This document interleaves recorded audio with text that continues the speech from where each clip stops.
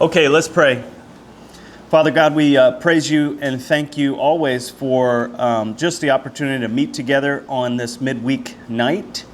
And we thank you for this place and the blessing that we get to use this place. And it all comes from you. So we're reminded of that. We're reminded that ministry, this location, this place, this church, all of this comes from you.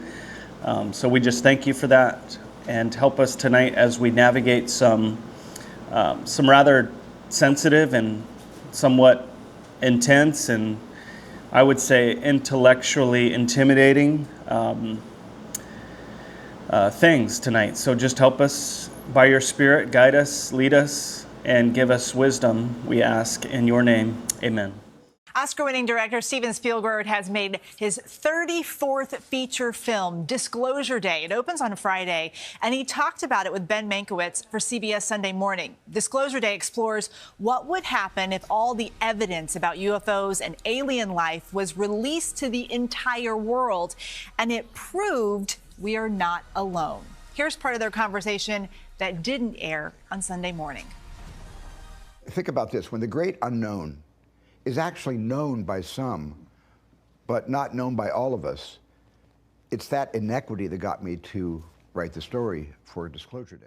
I sense a different degree of passion about this. Like, you're very pleased with how this came out. Yeah, I am. I mean, the movie for me is a summation of my life in science fiction, which is started when I was 17 years old. Disclosure Day is part chase flick, part 70s thriller, and part big tech conspiracy, all colliding to make it a sci-fi story for a cynical modern audience. You're credited, story by Steven Spielberg, screenplay by David Koepp. So this story is yours. You wrote it, and where'd you write it? I just wrote it the summer of 2023. I just sat down and spent 2 months writing. I wrote a 50, 60-page single-space story. The cast is led by Emily Blunt, Good morning, Kansas City. Let's take a look at today. playing a meteorologist who inherits sudden gifts that she does not understand. I think it's a two-hander, but I also think it's an ensemble movie. I think it's very well balanced between Coleman Domingo's character, Colin Firth, and Josh, and Emily and Eve Hewson, and then Wyatt Russell's terrific and really funny. Yeah, I laughed a lot. Like, this is funny. Yeah, well, you know, life is funny sometimes, and especially when you paint yourself into a corner. You need laughs because of the tension. You got to give the audience a chance to not stress themselves into a nervous breakdown while they're watching any film.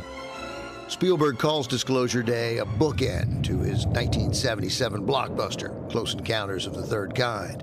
But the universal curiosity he expresses in both movies dates all the way back to a starry night, roughly 70 years ago. I was about 5 or 6 years old. I was living in New Jersey. And when your father comes in the bedroom and wakes you up from a sound sleep and puts you in a car, and I kept saying, Dad, what is it? What is it? He said, it's a surprise. And he stopped at a big park, and it was the Perseus meteor shower. And that was the beginning of my love affair with the sky. I remember how shocked I was, but I also remember seeing these points of light darting across the sky, you know. And I just remember thinking that was one of the most extraordinary things I had ever seen. He's been exploring the extraordinary ever since.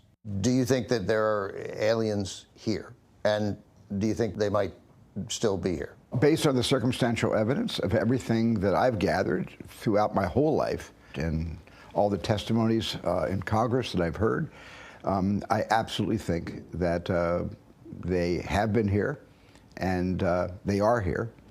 And who knows, maybe they've always been here.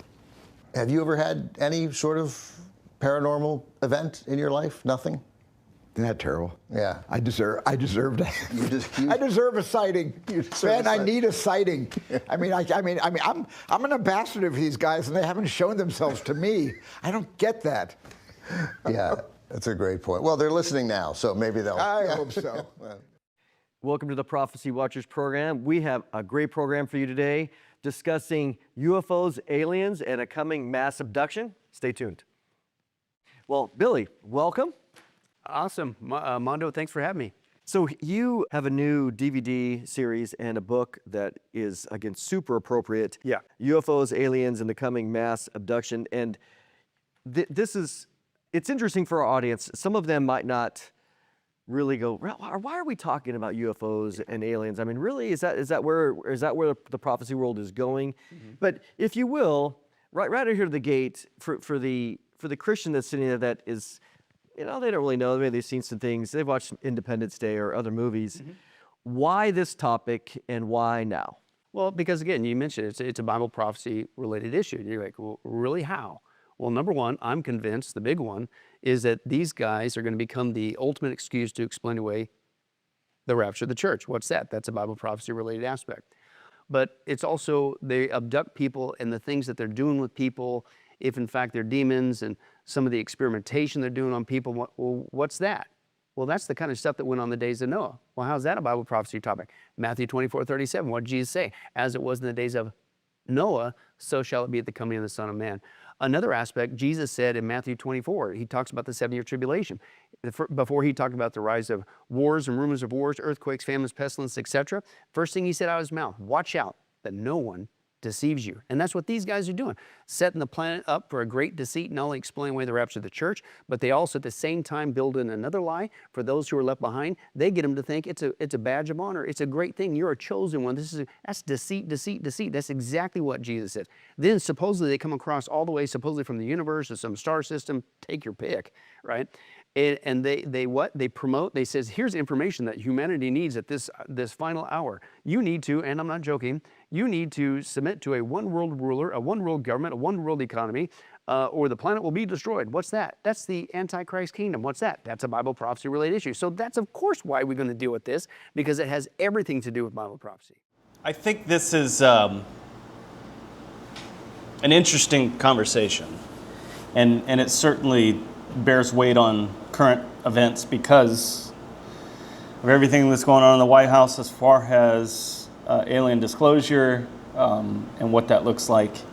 This movie by Steven Spielberg that I think is going to be interesting, Disclosure Day, and then the Bible prophecy community that is nonstop talking about this. And I like what Billy Crone says, that this is a good theory.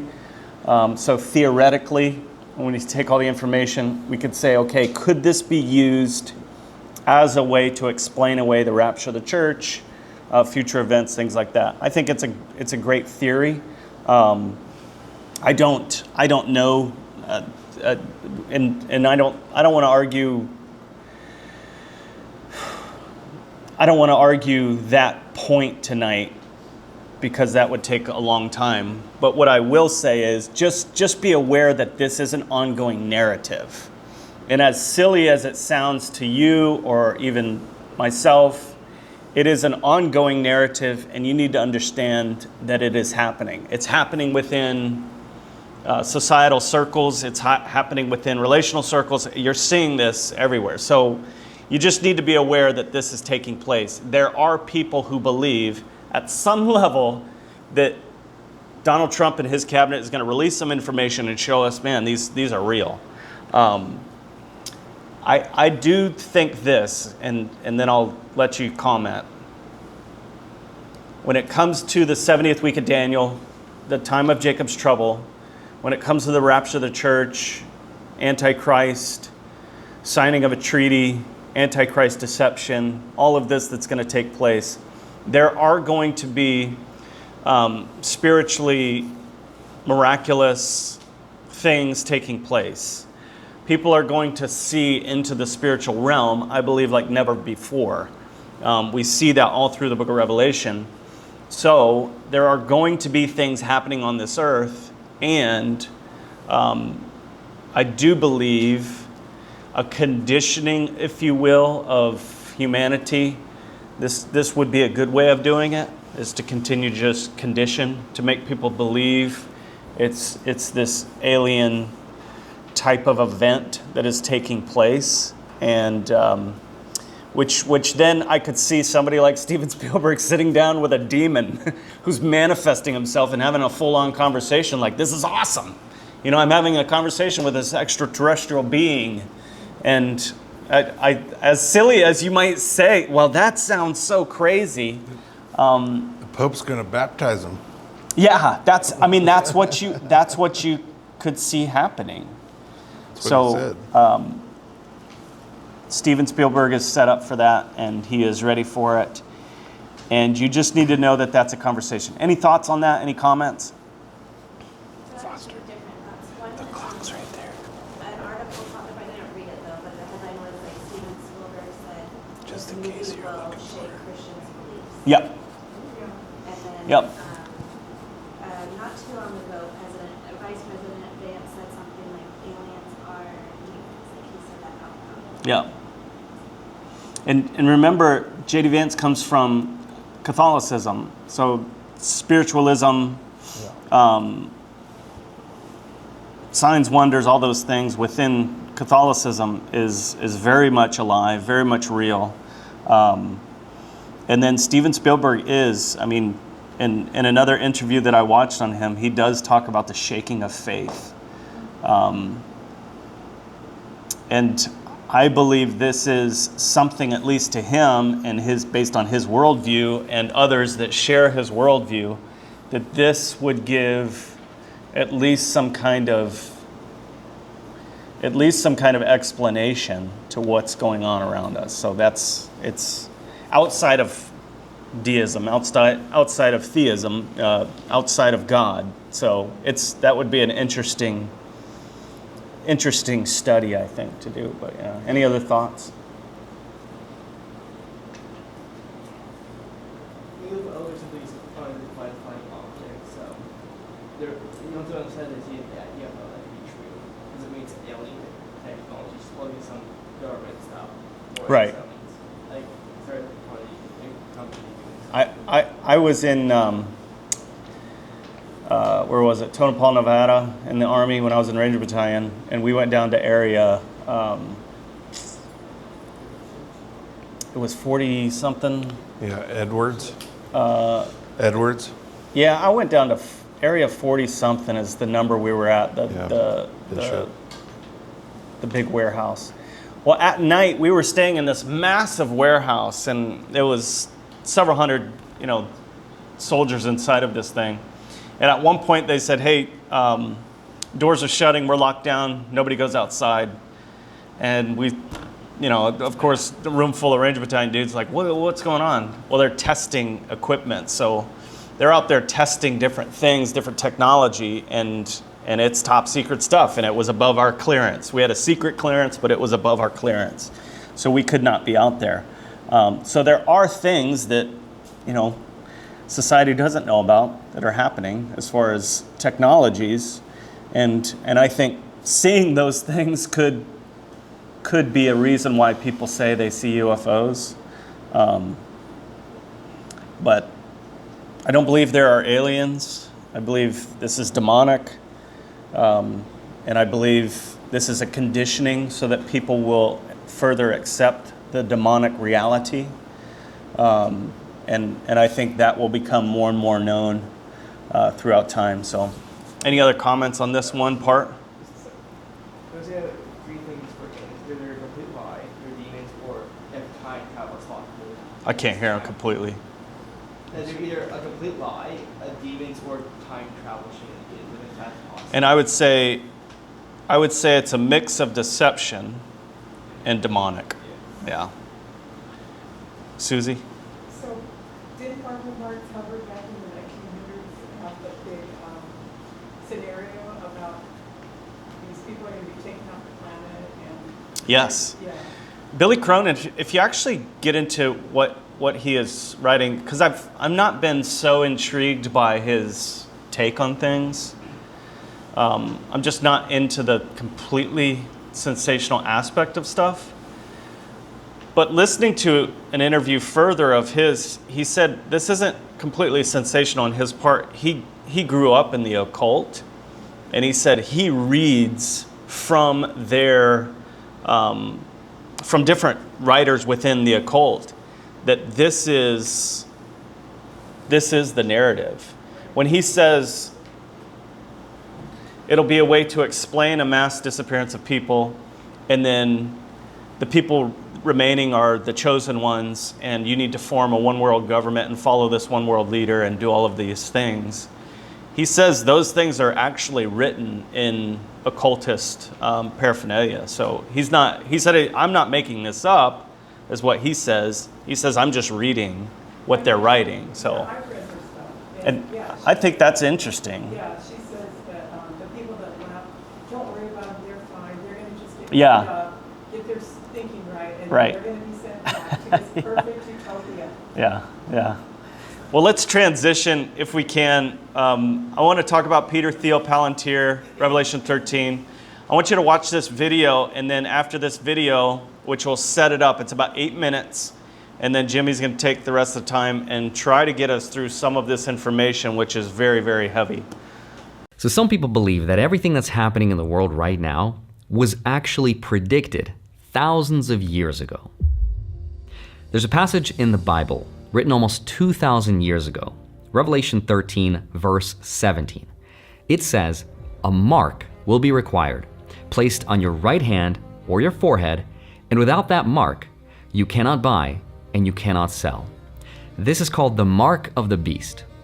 And for most of human history, people assumed that this was just a metaphor from the Bible, kind of symbolic message that ancient texts used to describe power and controls in ways that people could visualize at that time, because obviously nobody could imagine the technology that would make this possible today.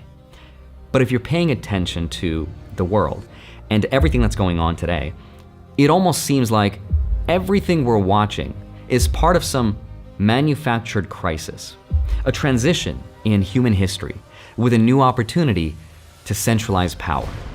We are now moving from the industrial age to the intelligent age. We are living in the transition to a new time, which will change everything. It will change how we communicate, how we work, how we live. But now in this new age, the base will be knowledge, data, and intelligent insights. Now, in the modern world, people call this prophecy the digital control grid. And I know how it sounds conspiratorial, but I want to show you some things that are actually happening right now. In 2025, a company co-founded by Sam Altman, the CEO of OpenAI, started deploying a device called the Orb. It's a silver sphere about the size of a bowling ball, and what it does is it scans the iris of your eye to get what's called your biometric signature. It's the one thing about your body that's completely unique to you and can never be changed. Now, in exchange for that scan, you will get something called a World ID, which is a digital proof that you are a real human being. As of right now, over 18 million people have already done this voluntarily. Why would they do that? It's because in a world of AI and robots, how do you prove you're actually a real person? This is how. The World ID is now being integrated into apps like Tinder, DocuSign, Zoom, Shopify, and dozens of other platforms. Sam Altman has said that proof of human will eventually be required by every website, every app, every transaction on the internet. People are really going to need this and really going to need to do this in a privacy-preserving way. So World ID is our effort at that. And our goal is to make World ID be this new proof of human for the internet. At the same time, the United States passed something called the Genius Act, which is a law that creates the legal framework for stablecoins, aka digital dollars. And what makes a stablecoin different from the cash in your bank account is that it can be programmed. It can be given rules. Rules about where it can be spent, on what, and when it expires, and whether it works outside a certain area. The World Economic Forum is also now arguing that water, soil, and even the air we breathe needs to be assigned a financial value. It needs to have a price, and it needs to be measured. Now we need to put the economics of water, not only in terms of monetary values, but also in terms of governance, in terms of recognizing water as a commons that we now need to manage as a broad systems approach. if we're going to protect natural systems, one of the solutions is to bring nature onto the balance sheet, to bring nature into the ways that decisions are made within business, to allocate a value to it and to bring it into accounting and financial mechanisms. Basically, it means the air and water should not be freely accessible. They should be a financial asset. And while all of this is happening, there's been a huge build out of cameras, satellites, cell towers, and AI data centers in communities all across the world. Now, some of this framework was brought to light by Catherine Austin Fitts, who used to be the Assistant Secretary of Housing under President Bush. And she talks about a specific plan of how this is going to look like. She says that there's 3 parts that are being built that have never existed before in human history. So there are 3 sort of pillars that I track. One is the programmable money, and that's what we at Solari are trying to stop. The second is the digital ID, because you need digital ID systems that are interoperable globally, and then the local hardware. And those are sort of the 3 pillars. Programmable money, the global digital identity system, and the surveillance hardware to enforce both of those systems. And she says that when all 3 are complete, the people who control that system, aka the central planners, those people will not need laws to influence society. They're not going to need the police or the courts. If they want you to do something, and for some reason you're not doing it, they'll just turn off some important aspect of our lives. Whether it's the money we use, the IDs we need, or they could just restrict our ability to buy and sell or travel somewhere unless we comply. My ministers will also proceed with the introduction of digital ID that will modernize how citizens interact with public services. That's why some people believe that this was a prophecy that came from the Bible. So in this video, I want to talk about what's being built, how this affects the investment markets, and what's going to happen to the idea of money itself. So with that said, let's get into it. Now here's something that's going to blow your mind. One of the main companies that's going to be building the surveillance and data infrastructure for this system is called Palintir. You've probably heard of it. Palintir is here to disrupt and make the institutions we partner with the very best in the world, and when it's necessary, to scare enemies and on occasion kill them. Check out Palintir shares surging 22% after the company cited a boom in demand for its AI software from the U.S. government. We're doing it. We're doing it. And I'm sure you're enjoying this as much as I am. There's been a lot of videos about this company, and people that invested in this stock a couple years ago made a lot of money. But what does Palintir actually do? Palintir is a data analytics company founded by Peter Thiel, and it works mostly with governments, intelligence agencies, and militaries around the world. Now maybe you knew that, but what you might not have known is what Palintir means. In Lord of the Rings, a Palantir stone is a magical object that allows its users to predict the future or to see what's going on in a remote location. It was originally created by the elves. It was meant to be used for good purposes. It is potentially a very dangerous technology. It's very powerful. The name comes from J.R. Tolkien's Lord of the Rings. And in that story, the Palintiri are ancient seeing stones, and they let whoever holds them see anything, anywhere, at any time. They are the all-seeing eyes of Middle-earth. And in that story, Sauron uses them, not just to watch, but to manipulate Middle-earth, to show people only what he wants them to see. Imagine I grew up on a fish farm. Okay, my grandpa raised 685,000 fish every year. At the end of the season, before the fishing starts, we would drop the nets, and then we'd have to throw distractions, fireworks, and stuff into the water to get the fish to scatter, because they still were in the pen, even though the net's gone. So imagine you're a fish, and you don't realize this whole ecosystem that you're living in is surrounded by a net, a huge net. Or think of it like the Matrix, where you have this digital form and you're transported into it and you live in this computer thing. Really what that looks like in real life is they're just on the other side of the net. So this is an attempt. My brain works very analytically. I like data. I like listening to other people's perspectives and could this be part of the beast system? Could this be the foundation of it? Sure. I'm not saying that it is. What this page in front of you represents, and maybe I'll just start here at the very end. Let me see if I can just fly through this real quick. So right here in front of you, what this represents is the 62 companies to date that I've found. That is what people refer to as Palintir or Palintiri. The general public just says Palintir. This is a dashboard. So let me back up. When I was in the military, we used the first version of Palintir. It's called Project Gotham. It was a dashboard that you can use as a person on the ground to gather intel immediately live. It was the very first version of what Palintir came out with. The dashboard actually looked very similar to this. And I could roll up on an intersection and it would say, there's an 83% possibility that there's an IED in this side. And here's the 5 people that probably put it there. Would you like me to locate the closest one?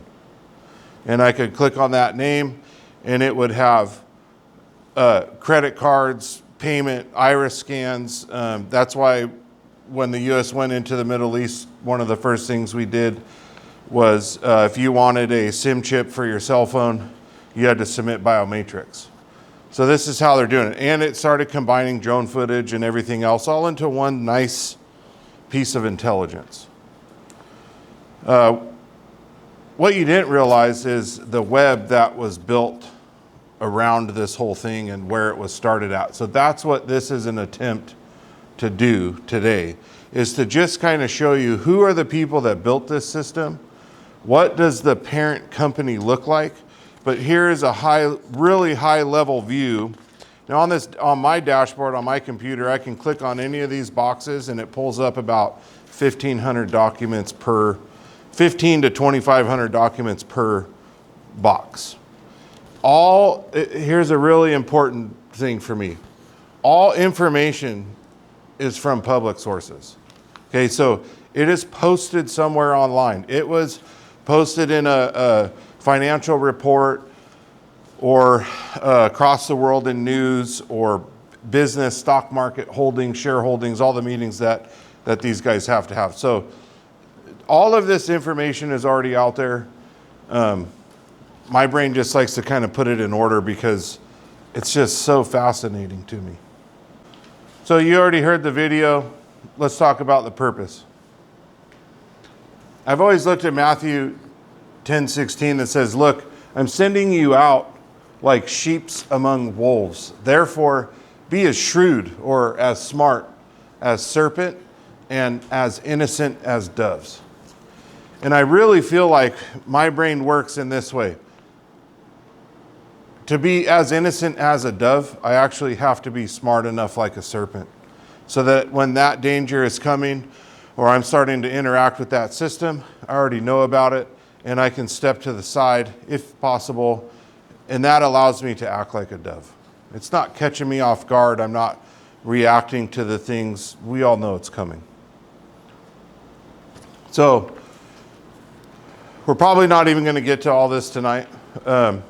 This goes all the way down, ties into the Abrahamic Accords, which is the Isaac Accords, which is the most recent accords that are spinning out of Palintir.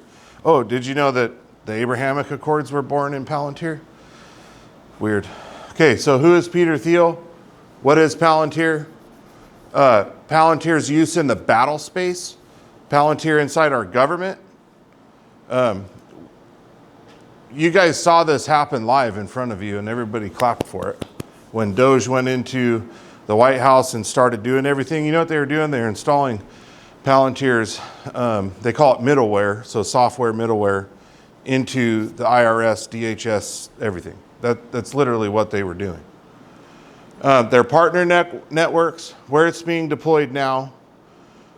What does that look like for us as we read Revelation 13 and kind of reflect on this, and how it's going to challenge Christians in the future? All right, who is Peter Thiel? Early life, pretty normal. Born in Germany. Affluent family, lived in Africa, Southwest United States. Has a big brain, right? Graduated from Stanford and Stanford Law. Every single person, what's kind of skipped in his early life is he did a stint over in Switzerland and at CERN. And every single person that is involved in Palintir was in this group, this college learning group. So it's just kind of interesting. It sticks out to me. Started out kind of opposite, right? In this space, he starts a campus newspaper, builds an early network, key influencer, Gilliard. Gilliard really, his main thing is mimic and scapegoating. It's a whole book thing you can read. It's 714 pages. But Peter Thiel really looks up to him. Gilliard is an Orthodox Christian that then went to Catholicism, but has some very end times oriented with kind of a 180 view on it as to what we perceive the beast system is. Early career, not crazy, but you'll see where money came from. He was with Elon Musk in the merger that became PayPal. And that's actually where his first big investment empire took off. So that seed money from PayPal, a lot of people don't realize how close he is to Elon Musk. He also made the first Facebook investment in 2004. Also, this seed money that started Facebook, that started Palintir, it all comes back to the same people. Do you guys know who that is? Can anybody take a guess? No. What group in our government would this be tied to? Come on, it's conspiracy theories. Sure, DARPA, but the weaponized form of that is the CIA. Okay, so CIA both seeded both of these investments, and we'll see that later. He is self-described as a libertarian and Christian. Christianity. He has, he's not binary. Like, we talked about this in men's Bible study. Like, there's the one path to heaven and there's a path to hell. He doesn't believe in that. It's a real mix. Gilliard, he is fascinated with apocalyptic themes and end of history, funds life extension research that tries to push off death. Him and Elon Musk say the same sentence: death is only a problem we need to fix. Believes technology can overcome human mortality. Death is a problem to be solved. Okay, Tolkien's influence, Lord of the Rings. Every major adventure, not just Palintir, is named after Lord of the Rings. Mithril, for those of you guys that don't know, unbreakable metal. Valar, godlike powers, Rivendell, etc., all the way down the list. And he sees himself as building the rings of power. He talks about it all the time. He actually held a conference that was everybody was locked out of it about end times. It was in LA. People were hoping that stuff would come out of it, but really the only thing that came out of it was that he sees himself as building the rings of power. Palintir and Tolkien, distant events in real time. They can be used for wisdom or corruption. Obviously, the bad character, Sauron, sees it to be used as to deceive people into control. And this is what Thiel named his company after. The all-seeing eye is also a logo we're pretty familiar with in this world, for Satanism. And Tolkien's own words are, through the movies, is that whoever holds them holds the power itself. All right, who surrounds Peter Thiel in today? We can go into old life. I only did that to kind of give you a background on this guy. But here is the top capitalists that surround him pretty much all the time. I didn't put Elon Musk in here, Trump in here, but he is pretty close to him. He is a major political donor to his campaign. Most of these people in here are running a company from him. InQtel, this is the company that funds Facebook and Palintir and all this. They're CIA. Okay. Everybody around him has a pretty interesting story. So these are all quotes. Again, these are just everything pulled out of newspapers, right? We're living in a moment of extreme technology acceleration that has apocalyptic implications. The question is whether that leads to salvation or catastrophe. All right. Obviously, he calls himself a practicing Christian, but he's highly unorthodox. He is openly gay, and his end times views would differ from us. Gillard's apocalyptic views believes technology is either humanity's salvation or doom, has openly spoken about singularity and AI transformation, funded MIRI, which is a Machine Intelligence Research Institute for AI Safety. So they're literally using his safety platform to govern AI that he's building. I don't know why you wouldn't see that as a problem. Fled California over AI risk concerns and nuclear wars. That was his public thing. Anybody take a guess where he's at now? Argentina. What just happened with Argentina? Argentina just made a deal with Israel. Okay, and it's called the Isaac Accords. What does Isaac Accords do? In a snapshot, it pairs them together. AI opens up all of public and private government integrations between them and Israel. This is much like when Elon Musk was in the White House doing Doge. These are direct liaisons to upload this system into countries. Okay, Palintir, yes, it's a physical organization. It has a million different projects that it does and works on. Anything from weapons that would blow your mind, literally, all the way down to controlling whole population through information manipulation. Everything, all the way down. That list in front of you is only the ones that are published. I didn't even put the loose connected ones in their umbrella. So there's 62 companies across 14 tiers. Palintir is not just a contractor for all of our armed forces, but it's also for the three-letter agencies. I forgot one letter, the D in front of Homeland Security. CIA, FBI, Homeland Security, etc. It is the data operating system for everything. So they are providing the mediumware or the software for all systems. So an example of what's going on today, data centers. Does everybody know about data centers? The first $1 trillion single project building is being built in Texas, and it's a data center. There's going to be 770 data centers built in the next 2 years. It will zap pretty much 28% of America's power grid. Guess who's going to pay for that? Oh, we are. We're already paying for it here in Washington, 18% increase at PSE, because they're buying power from Bonneville. And then you have, it's all crazy. So they don't build the AI. They don't build the hardware. But every single data center in the world is operating on Palintir's system, literally.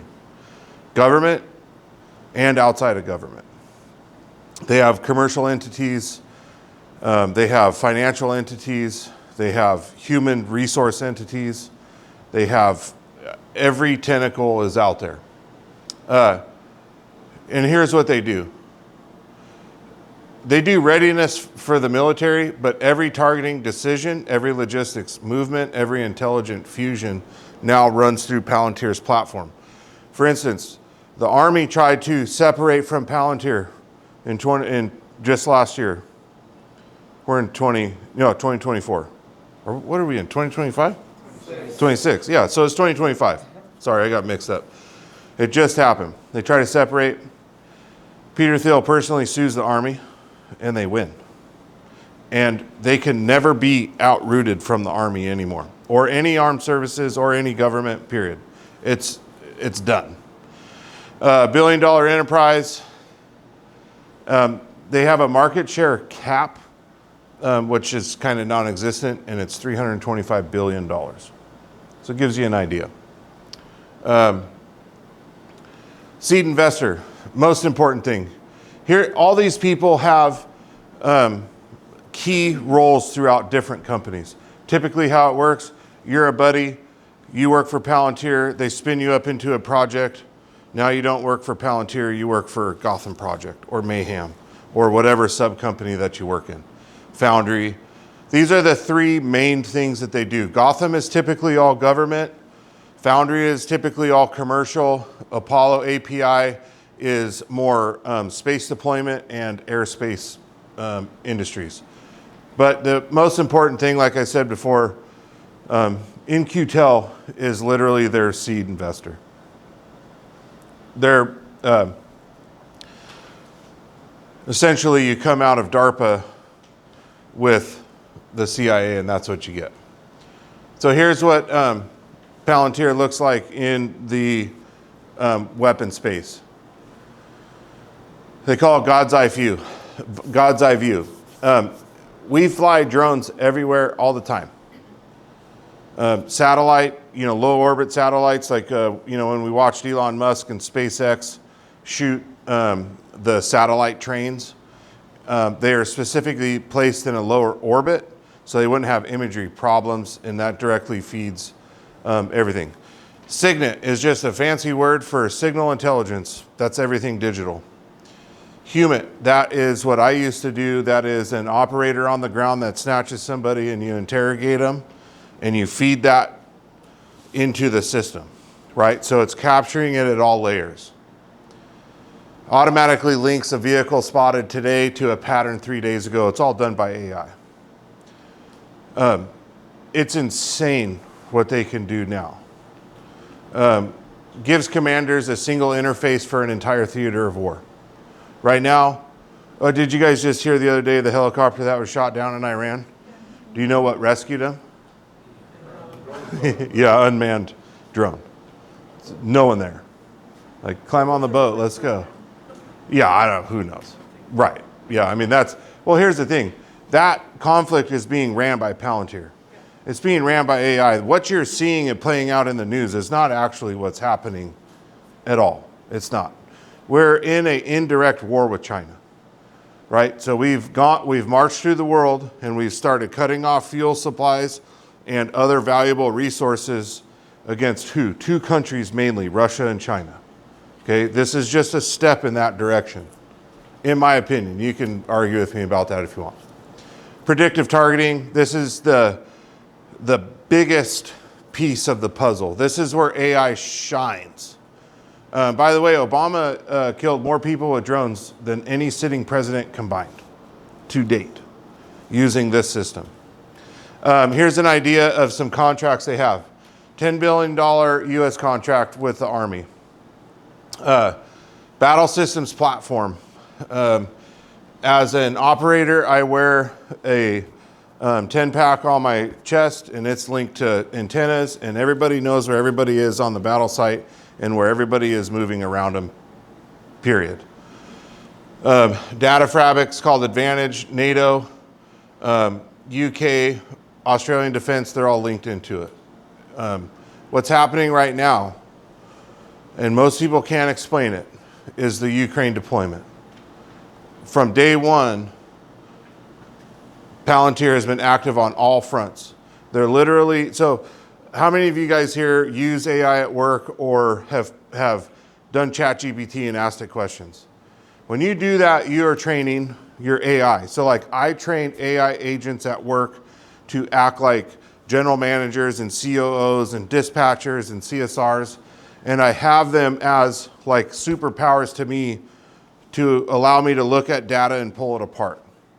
And it just does it like that. But it takes time to train these things. 3 to 5 years, really.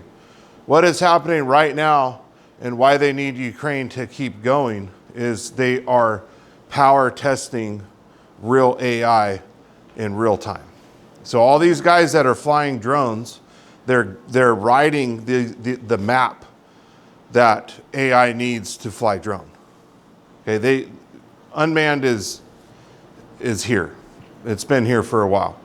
Real-time data coordination, artillery targeting assistance. When I was in, it looked like we would have an enemy on the other side of the mountain. Now I would just have to get an antenna to that mountain, and I can use this weapon system over here with that antenna and indirectly target forces, right? All of that is done without humans now. Battlefield learning, that's what they're doing in Ukraine. Project Maven, Pentagon AI program. It actually launched in 2017. This whole system was out in 2002. Drone video classifies people. Google quit after 3,000 employees protested. Palintir stepped in where Google stepped back. Because what did everybody say? If they can use this on them, they can use this on us. Okay? ICE raids. Finding people. Like right now, they've convinced, hey, it's okay to target these people that are here illegally. We can single them out. We can pull them all out, get all their information, snatch and grab, throw them across the border. Life's good. Offense works both ways. It keeps people out and it keeps people in. And that is where the danger of the system that's being built comes into play. So Palintir inside our government. And I'm trying to go quick because it's just a lot of information. Ideally, I would like to do this in like 3 layers because it does all tie together into one big picture in the end. But hopefully we'll get there. Key takeaways, like we just talked about, ICE, DHS, $186 million in contracts. Okay, they do case management. So they're literally using the HUMIT and SIGINT, Gotham, they call it, on citizens. Now they're targeting non-citizens, but they're targeting private people. Elite tools for mapping deportation targets using HSS data. So anytime you cross your phone, you guys might not know this, if you pass through my service area, but you live in Issaquah, but your phone pinged a tower in my area, you're going to get an ad from my company, even though you live outside of my district. It's that kind of data that they're gathering. FBI, NSA, obviously, they do what they do. Here's another important part. Health platform. Okay, they are crunching all data. What did Israel give over in order to receive the first round of COVID vaccinations in the world? They agreed to turn over every single health record of every citizen in their country to land that deal to get the COVID vaccine first. Okay, so they're giving up that information. So now we're tying it to health. Police are using it.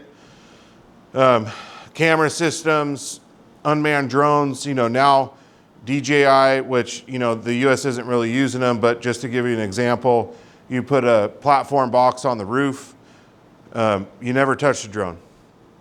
Once the drone's in there, it's in there, it flies remotely, it does a patrol remotely, it reports back remotely, it does all its own things. When it needs its battery charge, it returns to the hub, it lands down, it closes and charges the drone, and it's ready to go. So it's a force multiplier for police because we're supposed to be, holding down crime, but it's surveillance state. CIA, founding investor via In-Q-Tel, okay, core intelligence and analysis platform. The CIA is Palintir. It's all they use.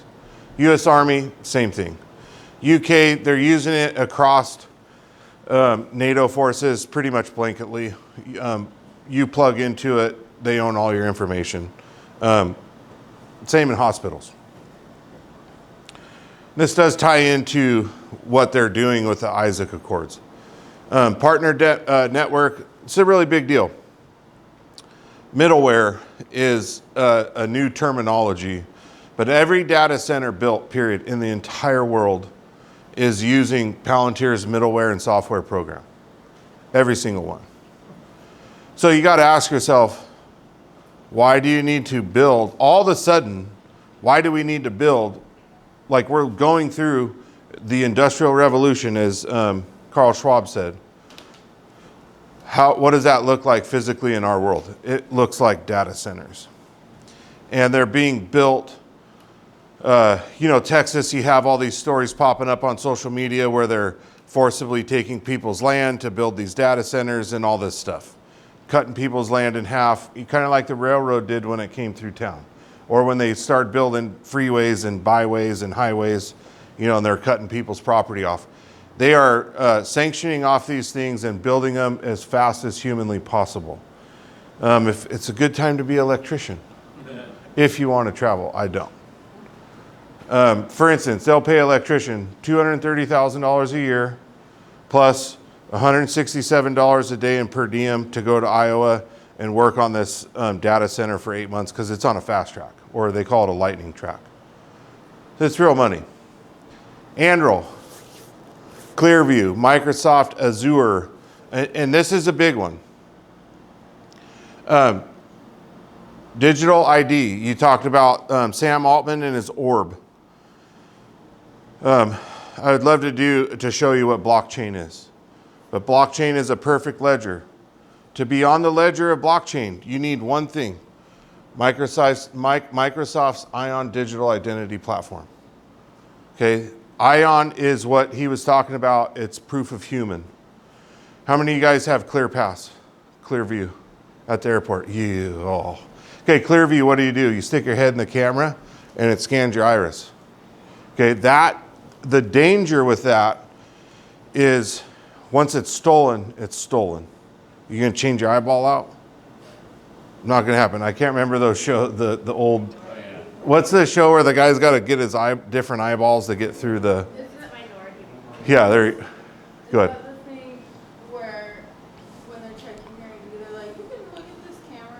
Yeah, so I mean, you're getting, okay, so Clearview is the one, like you have, what's the other one's not FastPass. You get I got one, the known travel number, the KTN number. So you get through the line faster. They don't scan. I mean, now they are. You take a picture now. Everybody takes a picture as you go through the airport. But the Clearview one, yeah, the Clearview one is specifically iris. Yeah, and the really big thing about it is Ion is the identifier for blockchain, and it is a single gate. Okay, blockchain is an unbreakable ledger. It essentially has 6 gates. 3 are on at one time and 3 are off, and they cycle at a rate nobody knows. And every time those 3 ledgers cycle, it kicks anything off that is not reconciled with the previous ledger. So it's the new currency. Clearview, 30 billion photographs scraped from the internet, all you Facebook users. Thiel invested through the Founders Fund to create a platform that can identify. So like I got my car broken into a long time ago.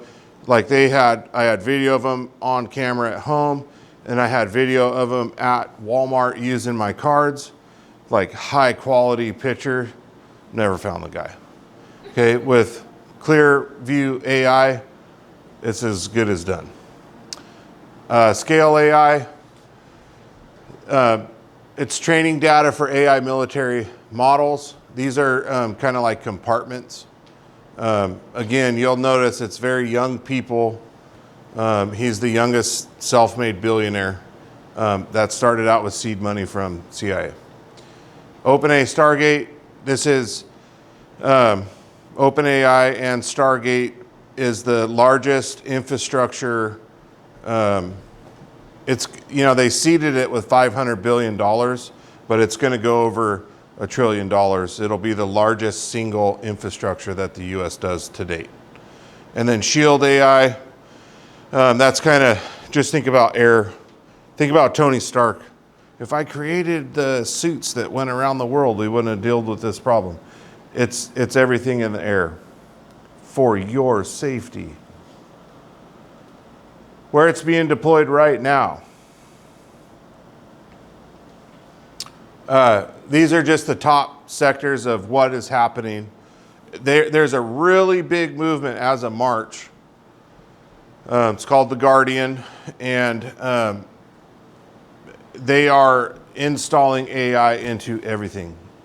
Everything for healthcare, everything. Integrations through ICE, so immigration. They have a $30 million prototype contract. Guess what that does? It maps individual person and where they're most likely to go. But then on the next step of that, it actually funnels those crowds into trapped neighborhoods and, you know, so they can grab them and scoop them out. Creates dossiers for each individual, including families. And then they're linking internal iStocks with everything because they're identifying you as a threat. UK Frontlines, same thing, real-time battlefield. Targeting data is the name of the game. They're training their AI there. It's to test their AI warfare in live conditions. Combat data is fed back to improve models for the next deployment. That's why they run in phases. If you've tracked the war, you'll realize that that's how they run in phases. Okay, so what does Revelation 13 say? And 2, so this is New King James, by the way. The dragon gave his power and his throne and great authority, so singularity. It was allowed. That's kind of interesting. It was allowed, maybe that's the system, or maybe it is it is allowed to wage war on the saints and conquer them. And authority was given to it over every tribe and people, language, and nation. And it was allowed to give breath to the image of the beast, so that the image of the beast might even speak and might cause those who would not worship the image of the beast to be slain. And it also causes all great, everybody knows this one, this is the famous quote of all 13. And it causes all, both small and great, rich and poor, both free and slave, to be marked on the right hand or on the forehead, so that no one can buy or sell unless it has the mark. There's a patent out there. It's not in here. That's a whole different study for another time. How many of you guys have heard of the Microsoft patent 2020 06 06 06? It's a literal patent. Search it up on Patent Scope. It's called body activated user data. Right now it's a wearable or a device that could be implanted, it could be put under your skin, or could be put on your forehead. And it makes sure that you are the human doing the activity, and that blends or goes hand in hand with Microsoft Ion for proof of action. Okay, so here's just kind of a comparison. This is just kind of how my mind works. Okay, every tribe and nation. This is what intrigued me to really start digging into Palintir and how far it went and goes. It's in every nation. In fact, the last set of nations that have kind of been under the carpet of the digital sweep of the world is what? South America. Okay, it's that and certain parts of Africa, but Africa is very well controlled. But the last digital frontier was not going to be anymore South America. So Argentina is the stake in the ground for the Isaac Accords to sign deals with other regions, South American regions, to pull them in. And whenever time's up, I'll run to the last slide and we'll look at that. But speaks and acts, AI platforms, natural language interfaces give voice to centralized data systems. I actually talk to like when I ask for a report, I can just verbally ask for a report. I don't have to type in a command. In fact, I have one computer that's separate from everything else that it can do all the mouse controls and keystrokes and everything. Like, it's a pretty powerful thing already. Digital identity systems tied to behaviors, biometrics, and compliance. This is what blockchain is about. But what have you been told blockchain is? We're unchaining the governments. It's free commerce. It's your government won't be able to manipulate it. You'll be able to be a world citizen and use it anywhere, and you don't have to put up with their regulations. It's one gate. Everything passes through one gate. And every time you have one gate, what do? You have control. Okay, so Microsoft Ion, I kind of classify this as marks, right? Whatever the mark is, I'm not going to pretend that I know, but it's a gate. And they can tell who has it and who doesn't have it. Cannot buy or sell. CBDCs, digital IDs, behavior scoring like you see in China, permission-based economic platforms, they're already deployed. They're already being built here. China already lives on them. Act out, yell in your hallway, and you get your train pass revoked. Now I got to ride my bike to work because I was yelling at my neighbor, or I got drunk and stumbled home late. It's on camera. I walked across a crosswalk when I wasn't supposed to. I posted something or said something to somebody and it was captured, and now I'm getting punished for it. CBDCs, digital currency, are one gate. It is control, right? I was tricked into thinking that more technology would equal more freedom, right? Universal income. AI is going to be so smart, you're going to get paid. It'll be the investing tool, and it's going to free up, and you're going to get a basic income, and you'll be able to live your life and do whatever you want. But all technology has only equaled less freedom everywhere. Okay? Makes the war on saints. Palintir's elite tools identify individuals using healthcare and government data. That could easily mean that Christians are flagged as extremists. Government databases and everything are all linked to it. What the full system could look like. So Palintir and all of its 62 plus companies, combined with blockchain, using Ion as a universal digital ID with body activated data that equals currency access. Hey Jim, you're a little overweight. I need you to go to the gym, and if you go to the gym and work out, I'm actually going to pay you, because that means you're going to stay out of the healthcare system. The only way to prove that is by having that system, right? It's proof of action. Clearview AI, facial ID. The orb, actually, when you hold the orb, Sam Altman's orb, it scans your palms, does a detailed scan of your face and your irises. So it's everything. CBDCs can literally be turned on and off. War rations, think of the chits in World War II. It didn't matter if you had the money, you had to have the chits to go buy the cheese and the milk, right? So just because you have the money, they say, hey, Brian, you flew too many times on this vacation. Even though you got the money, you can't use it for flights anymore until your credit re-ups. Okay, so this is why we are told. Jesus' number one warning.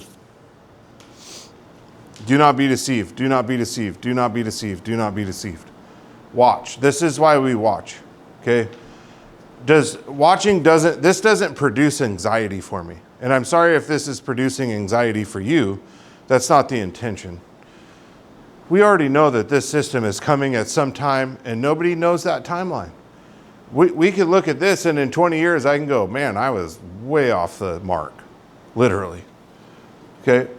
Discerning the times is important. 2 Timothy tells us, do not fear. Hebrews 13:14 is a really good reminder to not hold your earthly possessions and what we're doing here on this earth tightly, for our citizenship is in heaven. Practical challenges for every believer. Learn what's being built around you, right? Ignorance is not discernment. The mark is going to be very convenient. Protect your data intentionally, right? Maybe there are some things out there that are pretty harmful. We could all be forced to have digital IDs. Okay. Could that funnel you into the system? Trust me, Palintir already knows everything about you. Okay. I don't have certain social media stuff, but I worked for them. They definitely know who I am. Know what to do, what you will do, and what you will not do, right? Like pick the hill you're going to die on. You guys ever heard that saying? Like find the line before you're getting pushed back on it. That's what this is supposed to be. Okay, Isaac Accords. What time did we wrap up? 8? Okay, Isaac Accords. This is really important here. Here's a short timeline.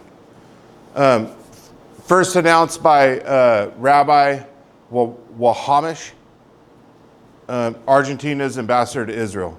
Argentina has a really unique history. They're kind of like Switzerland. In World War II, they stay very neutral. They don't have weapon systems of mass destruction. They do this on purpose. We saw it at the end of World War I and World War II. A lot of seedy people from the German army landed down in Argentina to escape. And we saw Israel going in and pulling them out and putting them on trial. Also in June, it's when Milei becomes the first head of state to receive the Genesis Prize. That is like the Jewish Nobel Prize in Jerusalem. The Isaac Accords concept publicly unveiled at the ceremony where he wins this Nobel Prize. And then he turns around and cedes the money, right? So 6 months later, he uses the money he got to seed the Genesis Prize Foundation, chaired by the former ambassador to Costa Rica, Fitzgerald. Formal signing in Jerusalem, Netanyahu, Milei, Mike Huckabee. I don't know if you guys saw that video at all. Mike Huckabee went on this weird rant about Argentina beef. It was really weird. It's kind of like we're signing these accords and we're normalizing everything in Israel for what? We're going to bring direct flights there. We're going to help you with your economy.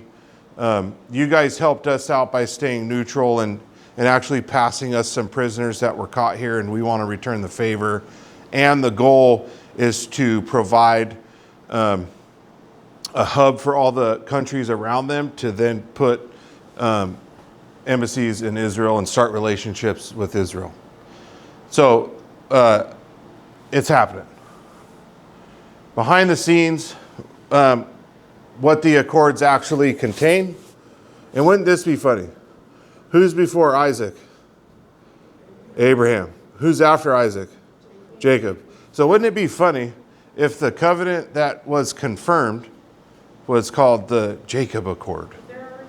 Yeah, they are. So it's like they're stepping down this line. This is some of the areas that they have started.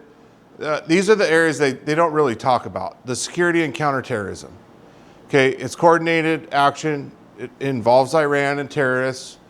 Joint intelligence sharing, Mossad and the Argentinian intel against Hezbollah, IRGC, and they want them to formally designate them as terrorists. The tri-border area, they want to pull all the states that are immediately within Argentina into the accords right away. Hamas and Hezbollah, designated by Ecuador, Costa Rica, and Paraguay. That is the tri-border area to designate Hezbollah as terrorists. So align with us. AI and technology, supercomputing infrastructure, building data centers. AI deployment in civilian sectors.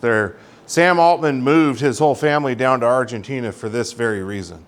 They are doing what Doge did in our White House and bolting the software and middleware systems into Argentina. Joint research on AI, essentially they're going to be sharing data back and forth.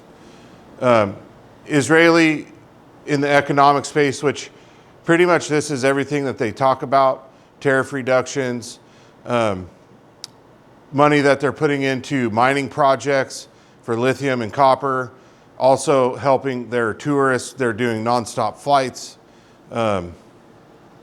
aviation connectivity, Buenos Aires to Tel Aviv, direct flight, first time in history. Jerusalem, UN voting patterns, all of this stuff is being just implemented one place at a time. That's what I thought was funny. They renamed Palestinian Street to Bibi's Family Street. So Netanyahu's family. It's Netanyahu's family street now. So it just kind of gives you an idea of the virtue signaling that they're doing in the area to bolster the accords. Their expansion targets, Brazil. That's the real landmass prize of South America. Colombia, Chile, El Salvador, Guatemala, Honduras, Paraguay, Costa Rica, everybody's all in. That also ties into the 10 regions, if you know what I'm talking about. It will reshape South America. Sorry, some of these, I was trying to really shrink. It's just so much information. Big ticket, lithium triangle. Okay, lithium is at very high commodity right now. Political, technological influence, same things, all the data and systems like Newman are all being integrated to do the same thing that's happening around the world. So this is kind of the last digital frontier. How it's being marketed, we're going to target narcos and crime. We're going to get rid of government, generals that steal all the money. And we're going to create a society that's stable through the Isaac Accords. Right away, they went after the tri-border area, which reportedly has up to $200 million of criminal revenue a year. They kind of use it as a landmass to get it into South America and then get it up to the United States. Regions. Okay, I put this up here because this isn't a new idea. And in fact, it's never a new idea, in my opinion. But this is just one example. There's many examples out there. There's World Economic Forum, there's WHO, there's all these secret clubs and everything. I just wanted to use something that was out in public sourced information that you don't have to go down any road of realization to realize there's a bunch of secret families controlling the world, which I think there is, but hey. Club of Rome founded 1973. This is the first 10 region economic blocks for sustainable governance. Okay, here's the 10 regions in case you didn't know. North America, European Union, Europe as a whole. You'll notice that everything is as a whole. So Canada, NAFTA is a whole. European, whole. Japan, whole. Australia, New Zealand, South Africa, whole. Eastern Europe and Russia, Central and South America. Okay, all of Latin America, one region. And this this was the key player to the Isaac Accords.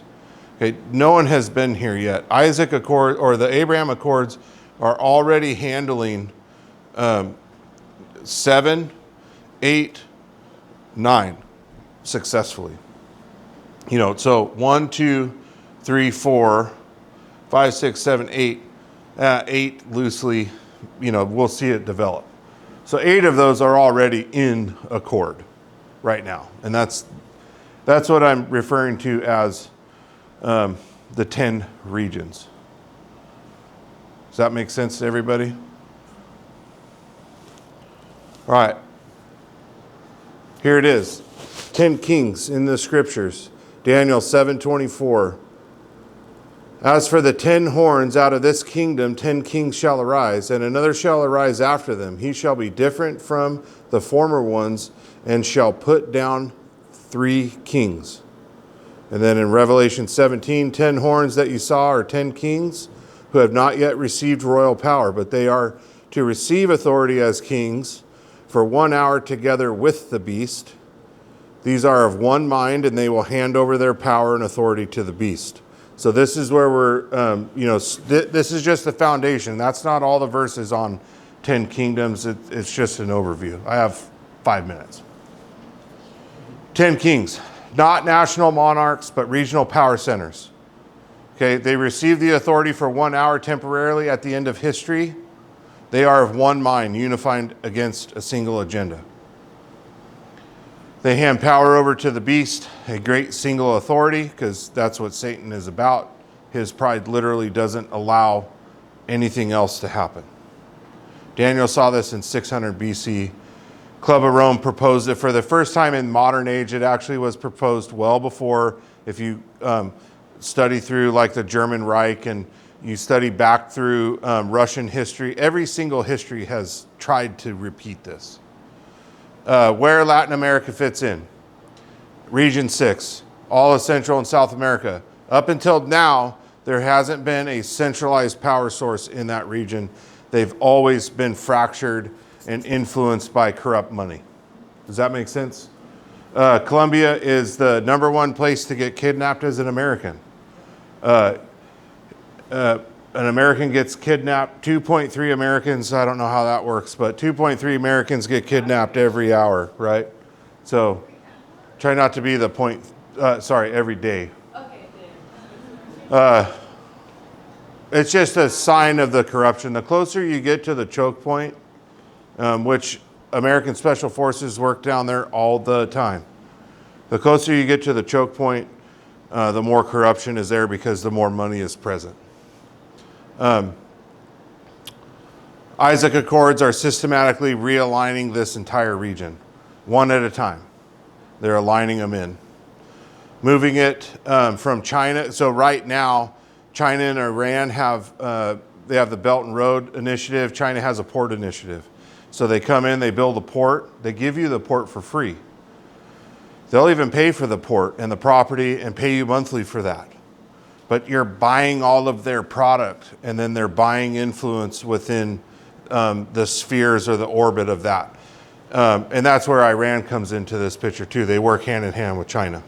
So when you see us in Iran, who are we really fighting? China. Right. Okay, in my opinion.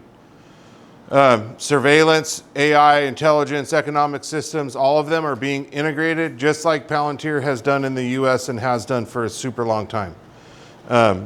The region prophesied as Region 6 is actively being unified right now. It's actually the first time. I would say World War I, there was a brief stint of them pulling together to pull forces together to send to Europe. But since then, they've been completely neutral. Full picture, just a high overview. April 2026, the Isaac Accords are signed between Argentina and Jerusalem, and then all of the infrastructure starts happening immediately. So they're telling you publicly, yeah, we're just getting everybody aligned. Immediately, April 2026 is when Sam Altman moved down there. Bought a $12 million house, put his kids in school. all at the same time.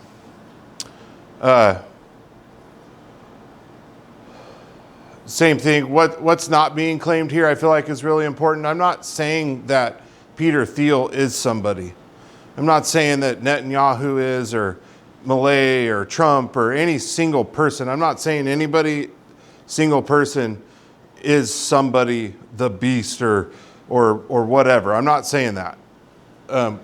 What I am saying is that there's a system being built worldwide, and we are in the net currently. And there are other people outside of the net.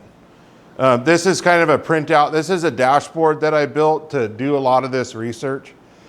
This is the printout that you have is a little bit of a breakout of it. On my dashboard, I can click on any of these and it gives me every information of everything that I've ever dug up on any of this and how it ties together. So if you ever have, like, I know way too much about it. What I like is it gives you everything down from healthcare, consulting, implementation, commercial, industrial, international governments, acquisitions, things that they own, finance, tech, ecosystems, everything. So it's just kind of all in there. And you'll see some really big names in that. Each one of these you can click open. It's literally maybe 1,300 to 2,900 documents, and every single one of them are pulled from public sources. So no he said, she said, it was print somewhere, reported somewhere in the world, and I just created a tool that goes and finds links between all these companies. So what this ties into, just to bring it for a landing, what all of this ties into is a larger system. I touched really lightly on digital, blockchain and digital identity and body wear system, that all these patents are filed, they're in play, they're using, they're training, they're building data centers. There's literally no reason to build that many data centers unless you are capturing everything. Every conversation, live video, everything you do, every keystroke, everything you touch, say, do, it's there, it's recorded. What Palintir can do is pretty scary from a operator's perspective, and the version that I got to witness and use and interact with was in its infancy stages, and it blew my mind. 2002 into 2004. Yeah, so it was quite amazing. I didn't perceive it as something nefarious at the time. I thought it was just cutting edge. Like, man, we're kicking butt in a society that no one has a name, right? No one carries an ID like we do. It was pretty amazing. Brutal. I'll just say that. Does anybody have any questions real quick? Yeah, I'll share this. I can share slide. If you just text me your email. Email is the best way to do it. This dashboard is too big. So if you want to use it, you got to come over and use it. It's just too big. I can't. And it's this dashboard is air gapped, so it lives on its own little hub, and it's not something that I take and plug into the internet. So I just don't want it to disappear. So, but yeah, any questions you have, if you want information on it, it's really easy for me to send it to you.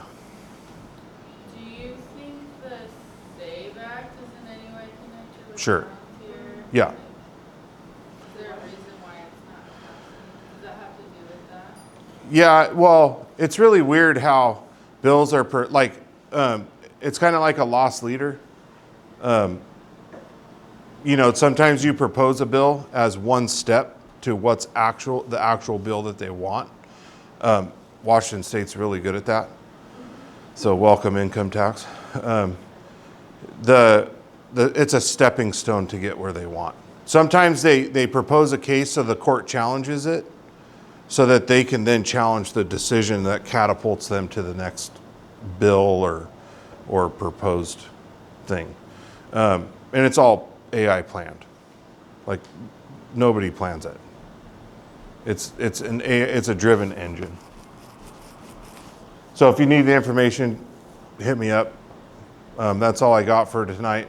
And we'll close in prayer unless someone has a question, and then we'll go. Perfect. Heavenly Father, I thank you for the mind that you gave me to chase this stuff down. Sometimes I don't even know why I do it.